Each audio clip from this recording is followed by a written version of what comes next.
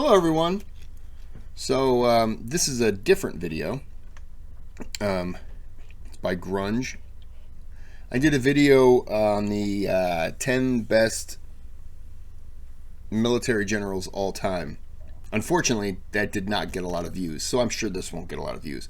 But the people who will watch it will probably be the 10% of my American audience. That's all my American audience. But this is 12 of the worst generals of the American Civil War. That is the guy who plays Ulysses S. Grant in History Channel video. And he was on the Abraham Lincoln one. Really good. He did a really good job. I don't know who he is. But let's get into this video, shall we? The American Civil War was fought by some of the most famous military strategists of all time, but not all of them had any business being in charge. Whether because of cowardice, foolishness, or drunkenness, these are the generals who failed their troops. Before the Civil War, Union Major General Benjamin Butler had served in both houses of the Massachusetts state legislature and was a longtime member of the state militia. A born politician, he was better at negotiating in the halls of Congress than he was at commanding troops on the battlefield. Butler's main claim to fame was taking over as the military governor after the successful capture of New Orleans. But then he earned the nickname Beast Butler after instituting a law that practically legalized the abuse of Southern women by Union troops. Butler's remaining action... I didn't know that. What a dick. Don't get me wrong. I'm sure at the time, the women in the South weren't exactly treating the Union soldiers right. But why would they? They looked at them like they were foreign invaders.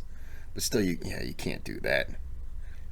Even though I understand. But yeah, you can't do that. As commander included failures during the Bermuda 100 campaign and at Fort Fisher. During the former, he didn't maximize the potential advantage of a practically undefended Petersburg and instead led a series of uncoordinated attacks that lost the city. Then he was all but relieved from duty after a failed naval bombardment on Fisher in 1864. Union Major General George McClellan has a controversial reputation among Civil War historians. While he certainly gets credit for some early victories and for deftly organizing the Army of the Potomac, his actual... Great trainer, great man to get your soldiers ready to fight. Top notch. Cannot bash him for that. In the field, you don't want him leading. Command on the battlefield left a lot to be desired. One of McClellan's most infamous blunders happened early in the war, when he had the Confederates outnumbered by 75,000 men, yet he still refused to attack. He overestimated the enemy's strength and was fooled by fallen tree trunks painted as guns. He was also too timid to actually push his troops into battle. At one point, McClellan was even given a captured copy of Confederate General Robert E. Lee's battle plans, but his failure to quickly send in his troops allowed Lee to save his army from complete destruction at Antietam. Side note, I have a great, there's a Civil War book, I think it's just called The Civil War. It's a great, quick read. There are pictures in there and stuff like that. So if you're somebody who, if you take on a 250-page book, you probably have 50 pages of pictures and stuff like that. So it's a very quick read. Very good.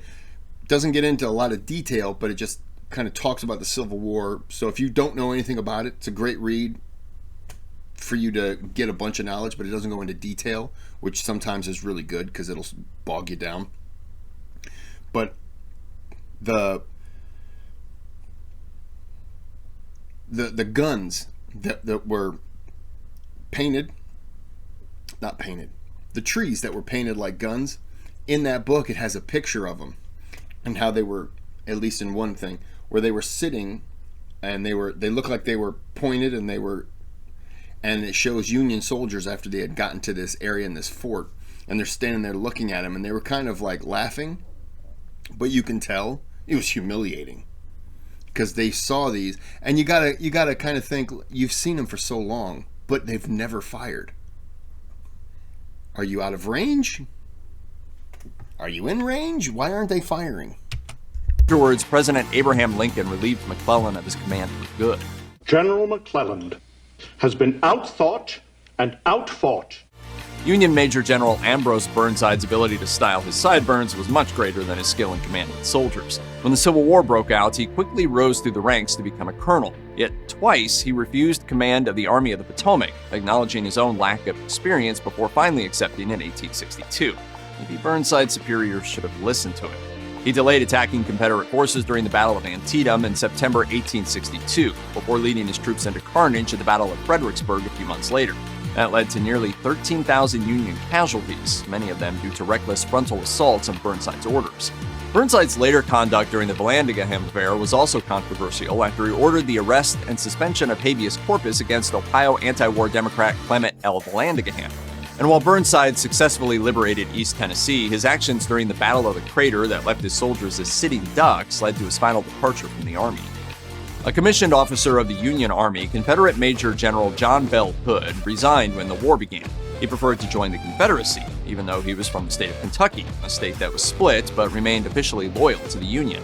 Hood performed exceptionally well during the early part of the war, but he later lost the use of his arm and had his leg amputated, and the remainder of his career was marked by ineptitude. After pressuring Confederate officials, Hood was given command of the Army of Tennessee. But then in Atlanta, he lost more than 30,000 men after 4 separate assaults on William Tecumseh Sherman's troops who were all repelled in brutal fashion. Then in Tennessee in 1864, he led Pickett's Charge of the West, during which he foolishly tried to have his troops overrun a strong Union position, leading to an incredible loss of Confederate line. Hood's army disintegrated after the Battle of Nashville when he oversaw another 6,000 casualties after failing to repel a Union assault. He was then relieved of duty and transferred to Mississippi to report on military affairs. I do this under protest. Confederate Brigadier General Gideon Pillow was both a lawyer and a veteran before the Civil War broke out, and he stayed loyal to his native state of Tennessee and the Confederacy. He initially performed well early in the war, but the wheels quickly fell off.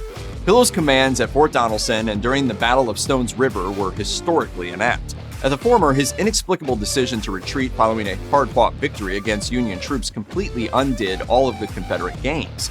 Furthermore, when the defenses of the fort collapsed, Pillow decided to abandon most of the men and flee rather than stand with them and be taken prisoner. But that pales in comparison to what happened during Stones River, when Pillow reportedly took cover behind a tree during the fighting, once again essentially abandoning the men under his command. Unsurprisingly, this was the last time that Pillow was given command of a Confederate field unit. Union Major General Franz Sigel was perhaps the most unique general on either side of the Civil War. A native of the Grand Duchy of Baden in what is now Germany, he received his education at a German military academy.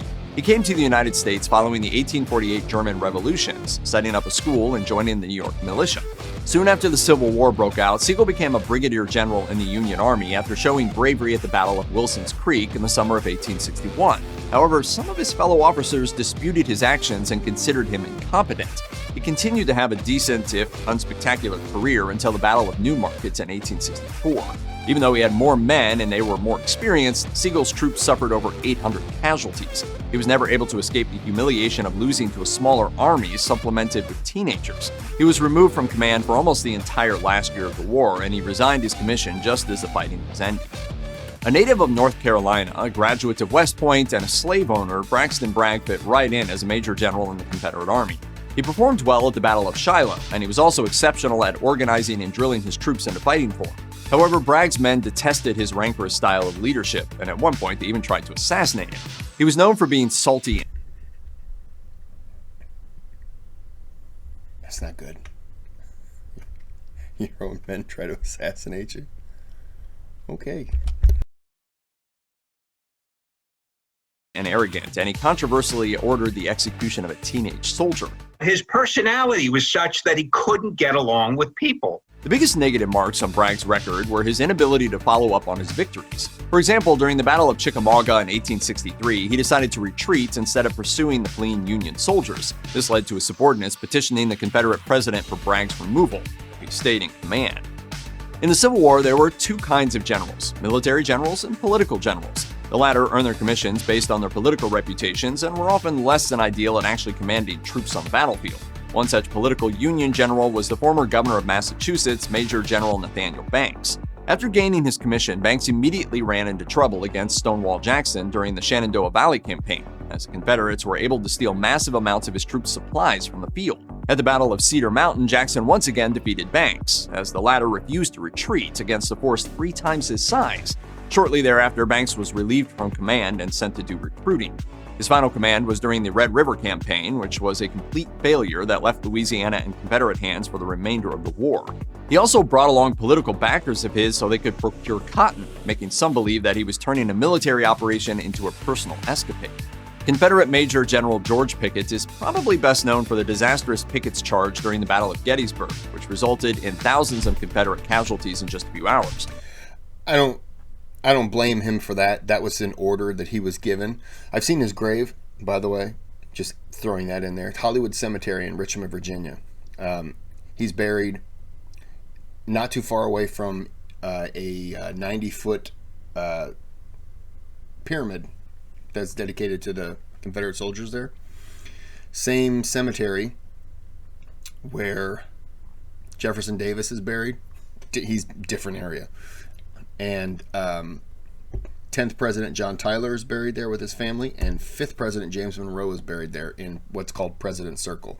Jefferson Davis is not buried there. Jefferson Davis is actually buried in a nice little area, not too far away from the...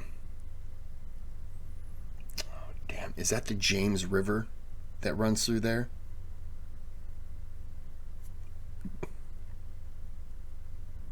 I don't remember. It's really nice, though. It almost looks like rapids because it's not very tall, but it moves fast. There's a lot of rocks in there. It has nothing to do with this. But I don't blame him for the Pickett's Charge because he had to do it, and he wasn't told. It's probably a suicide mission, so I don't blame him for this. But overall generalship, Pickett actually doesn't necessarily deserve as much of the blame as his superiors, but his name is still synonymous with the failure. Pickett fought well early in the war, but was also known for leaving his troops to spend time with a woman who would eventually become his wife. He was later responsible for the execution of over 20 Confederate-turned-Union soldiers who were prisoners of war, a clear and obvious war crime, though he escaped punishment. Then, during the Battle of Five Forks, Pickett abandoned his troops to eat lunch and possibly drink whiskey, leaving them out of position and unable to receive his instructions. That partly led to the final destruction of the Confederate Army, hastening the end of the war. His widow later rehabilitated his image, inaccurately painting him as a hero and making him a symbol of the lost cause of the South myth. George, can you take that bridge? While Union Major General John Pope may have had some early successes in the war, his tenure later became so disastrous that he was removed from the fight entirely. His background was that of a West Point graduate and Mexican-American war veteran. And during most of the military guys seem to be West Point graduates or coming from the Mexican-American War, because that was 1846 to 1848, I believe. And the Civil War is 1861 to 65.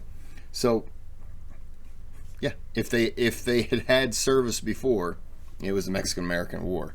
That was where a lot of them got to know each other, and then when they fought each other 15 years later, 12 to 15 years later, you know what I'm saying. A lot of them, they were friends, It's kind of sad and unfortunate that it came to that. the Civil War, he was aggressive in operations in Mississippi, as he captured thousands of prisoners, which led to his command of the Army of Virginia in 1862. But Pope was always squabbling with his fellow commanders, and he was considered arrogant by his soldiers and officers. Before the Second Battle of Bull Run, Stonewall Jackson's troops managed to get behind Pope's men and capture the Union supply depot, taking away precious supplies before destroying it.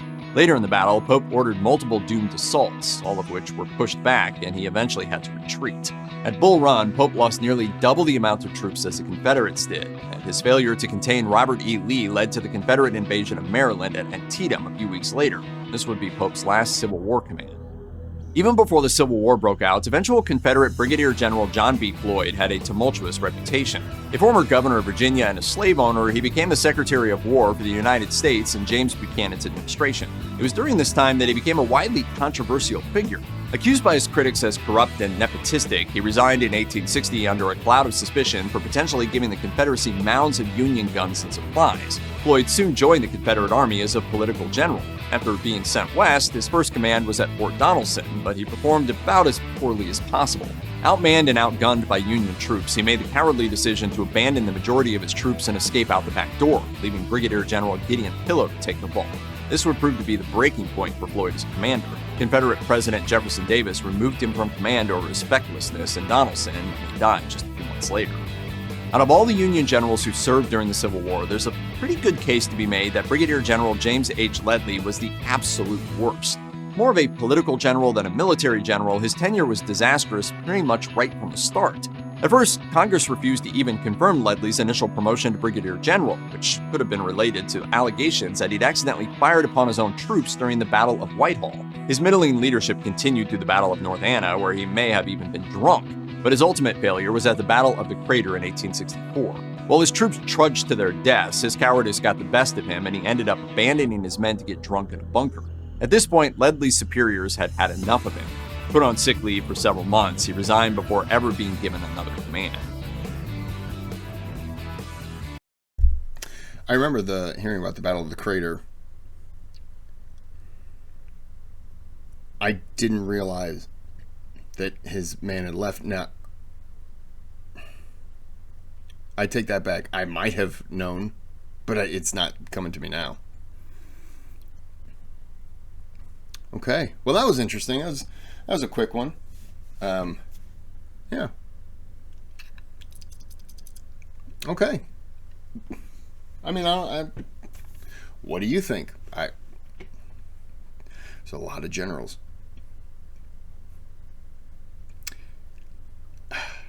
I really couldn't tell you, because I don't know what each one of them, what their missions were in every letter, every